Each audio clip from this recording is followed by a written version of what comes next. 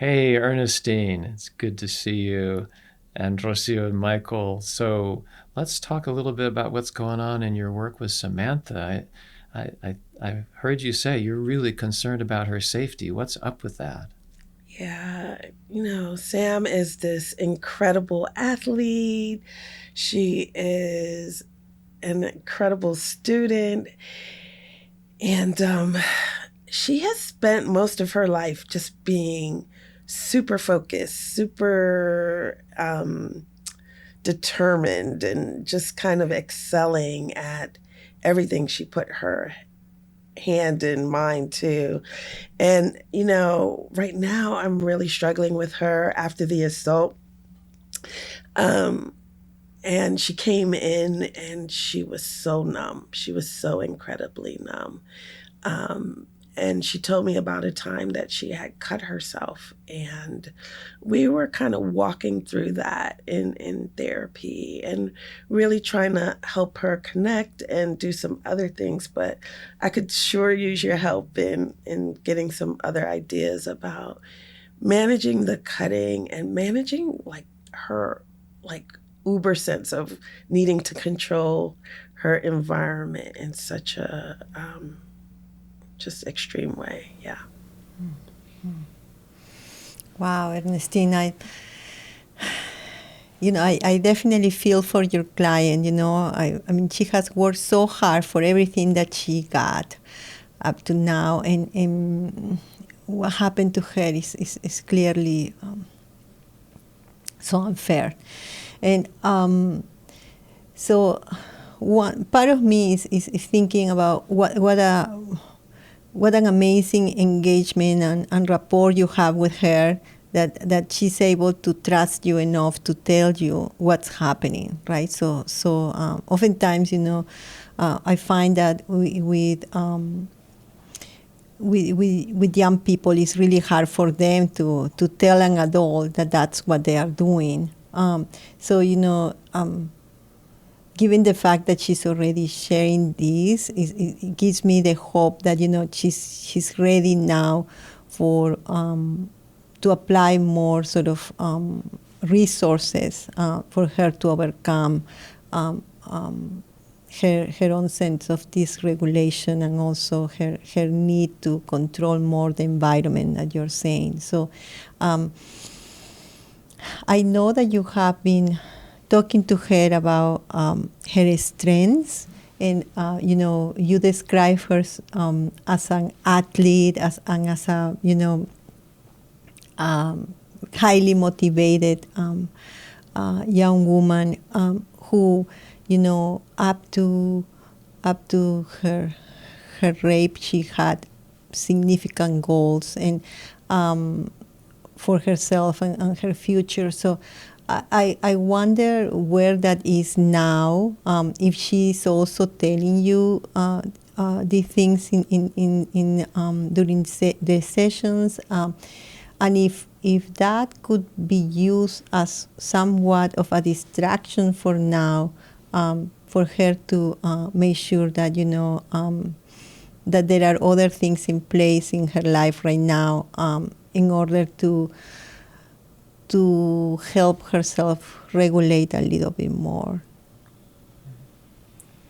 Yeah, I wanted to Ernestine ditto and everything Rocio said. Especially my teens, I tell them I'm a lot like a cop. I just expect them to lie to me. It doesn't offend me. And I'm like, when they are honest, is when I kind of get thrown. I'm like, oh, you really did cut 5 times this week. That's amazing. Like, I didn't expect you to tell me the truth. And so that's a huge victory in and of itself. Because once we know that, then we can actually do something. Literally thousands of safety plans, right? So I know that's not the question you're asking necessarily, but more of, kind of what do I do with this dysregulation? It's a lot of pain this kid is having. And my other thought of this was one, what Rocio said, which is, she's at least being honest. So now you got clay to work with. And, inviting her to work with that, as I know part of what you're doing right now. Um, the second thought, and then I'll shut up, is that the kids who just explode easy to fall, are your quote borderline, or whatever dismissive term we want to give that kid.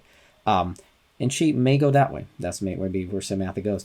It's also likely that she might salutatorian, graduate magna cum laude, get done with law school at 30, partner at 35, try to kill herself at 36. And you stop that. And I think you should recognize that and acknowledge that for yourself is you stop that timeline essentially. Like right now, the fact, and when I have a kid like this, I always try to do that thought experiment in my head because the cutting scares me, and I don't want to fail them. I don't want them to hurt themselves. It's my fault, isn't it? And really, no. We're trying to stop a timeline where there's no happiness and no joy and just no life. There's just only accomplishments, and you've already stopped that, and you've already changed her trajectory. So I think as you're working through this, I think one, she will, and you'll be successful. But I also think you should, just going to call you out a little bit, Ernestine, is acknowledge to yourself, you've altered the timeline for this kid in a very real, tangible way. And that in and of itself is a victory. Yeah, that's helpful perspective to kind of have in this case. I think what threw me was, we see a lot of kids that get numb and in this work, and that for her to so clearly articulate, she was so numb that the only way she could feel anything was to do this and to really kind of like be again so just so resilient and bright and just like an easy client in one way but really complex in another way because she's already figuring this stuff out and really kind of, I'd love to take credit for it, Michael, but she's the one doing all this good work with some guidance from me, right? But just I think it gave me pause just to see how incredibly impacted she was by this, but mature enough to kind of recognize what was going on and to kind of label it and to ask for help, right? Like that's what we want to do, is help our clients not go down that pathway or the trajectory that Michael described. So I really appreciate your feedback. Ernestine, do you believe what Michael and Rocio are saying, really? Oh, absolutely. I believe I'm fabulous, but this young lady is just extraordinary. She is extraordinary. Absolutely. She is a gift because she's teaching me how to become better. Well, and I think your colleagues, Rocio and Michael, are both saying that as you see that in her and reflect that back to her, you're giving her something that may be one of the first times in her life where she hasn't had to perform and win in a competition and outdo the others and overcome the obstacles that she's faced both because of her gender and her race and everything else that she's faced in her life. And then on top of that with this terrible assault. But, I think what your colleagues are saying, and I just want to second this, is that you and the support you're providing for her are the medicine. And you're opening a door for her to be able to actually take in support rather than to spend the rest of her life being super successful to the point where she finally realizes that she's been doing it all alone. That's that 36 and contemplating suicide that Michael said.